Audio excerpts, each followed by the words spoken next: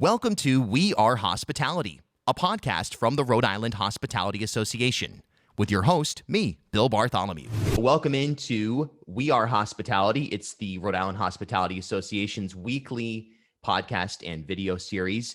And today we welcome the person at the top of the food chain, Dale Venturini, here on what has been an exciting week for the hospitality industry. It has been that, Bill, it has been an amazing day yesterday. It was a day full of emotions. But I have to say the announcement didn't happen overnight. It's an accumulation of over a year of dedicated advocacy to reopen our industry. We had thousands of calls, hundreds of meetings, and countless hours of research, negotiations, and creative thinking that went into getting us to this point. And, over the last year, our staff, our board of directors, and our members from restaurants, hotels, caterers, and our suppliers, they didn't stop. We were working 7 days a week to get to this point. And needless to say, I thank everyone for all their hard work. And of course, this is Governor McKee yesterday announcing his plan to reopen the hospitality industry by Memorial Day. So that's the big news. And outdoor masking will no longer be required. It'll be recommended. Still indoor masking, Correct. But basically back to as close to normal as we've been in quite some time. That's for the end of the month, but a real exciting component of that is Mother's Day is coming up. Yeah. Mother's Day traditionally has been the number one largest day for eating out. Of course, we all want to celebrate the matriarchs of our family. So that's been the biggest day. So to even give us a little bit more relief before that holiday is very substantial. And then, of course, the reopening, it's tied to the vaccination rate. So What is the Hospitality Association doing to get your industry vaccinated? Well, since January, we've been communicating back and forth to figure out a way to put us at the top of the list. And of course, when vaccines were not as available, we realized that we just had to keep putting ourselves out front. So right now, we're focusing on educating our industry on how to get vaccinated, so there's no confusion.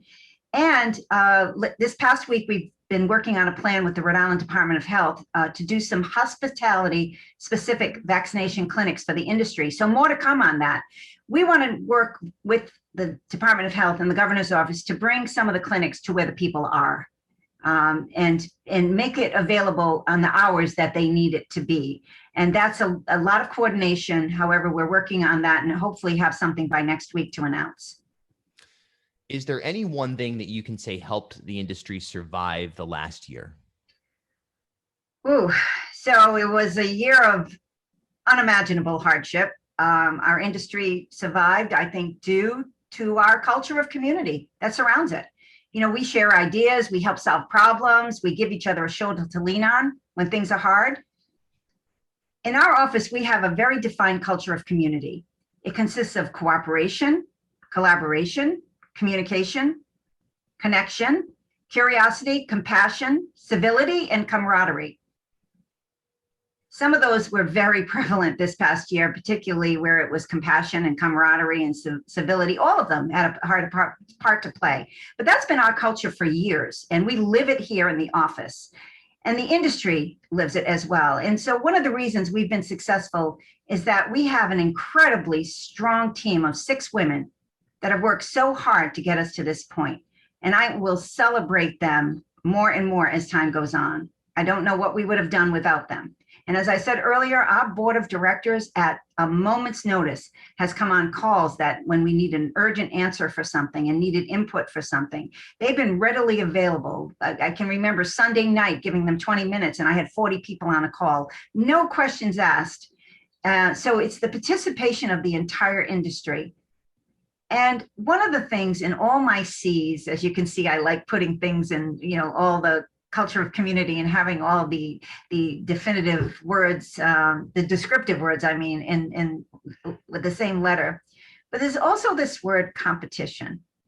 And what I saw this year, and I've seen it in the past, but it really, really came up to the forefront. It wasn't about the competition. You were in the same room as somebody that was your competition, but it didn't matter. Heads got put together and decisions were made and solutions were found working together. And that, I think, is going to be the biggest thing that will come out of this year for us internally. What are some of the challenges now that restaurants will face as we reopen? Well, I think the biggest one is staffing. We have seen that it's been difficult to staff the industry, not only our industry, Bill, but other industries as well.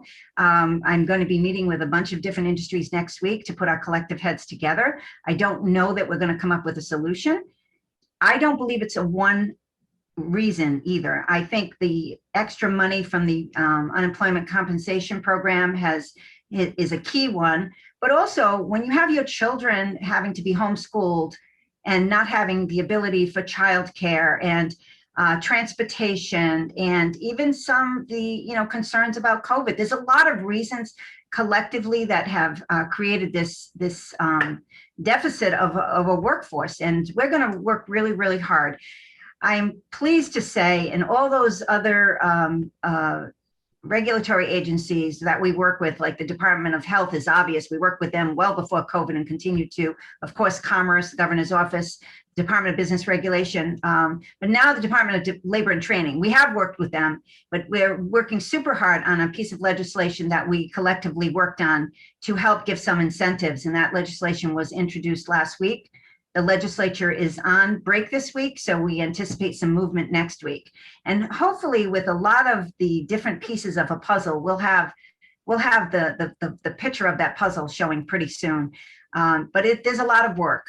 One thing that we do offer in our office is if you fill out a form on our website of jobs available, we send them out to all of the places that they need to go, including the Department of Labor's website. There's about 6 or 7 places that we will post for you to make it easy. And we do that as a service for our members. And of course, you can find the episode with the Department of Labor and Training's Matt Weldon, wherever you're listening right now, and kind of catch in. I mean, it's a pretty much the same conversation that's been ongoing as far as staffing and trying to figure that problem out and find solutions that works for everybody. Yeah. Okay. You've been with the Rhode Island Hospitality Association for over 30 years. How does COVID stack up against other issues the industry has faced? There's nothing to compare it. Absolutely nothing. I think about that all the time. What could we say? When this started back in March, I'm a data person, so I started looking and saying, okay, it appears we're going to have to create our own playbook on something like this. And that sounds fairly cliche, but if you were in my office right now, you would see about 10 5-inch binders, what I would call a notebook because I'm older, but my staff says they're binders.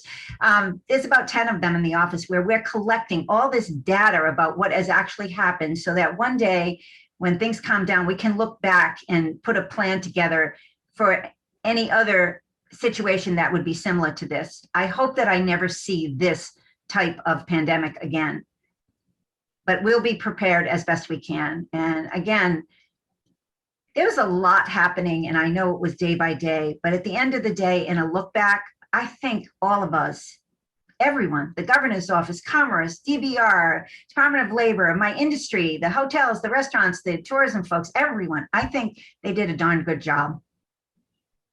Yeah, certainly a unique moment in human history. There's no other way to put it. And just the fact that we've been able to come out of it in basically a year and change is kind of amazing, actually. There will be some changes that will be permanent. Yep. One thing I wanted to let you know before we close is that we're starting a consumer confidence campaign, and we're excited about that we'll be kicking that off right after Mother's Day, just to let people know that as we vaccinate and all the safety protocols that we're taking and all the industry that we're taking, and you're going to hear from some of our members on some of the things that we're doing. And we've got a great little social media campaign going. So I'm excited to kick that off, and I'll certainly let you see it first. Awesome. Well, thanks a lot, Dale. Appreciate it. And enjoy the weekend here. It's supposed to, and next week's looking pretty good. So here we go. Spring proper. We're in it. We're in it. Thanks for listening to this episode of We Are Hospitality from the Rhode Island Hospitality Association. For more information, visit rihospitality.org or search RI Hospitality on your preferred social media platform.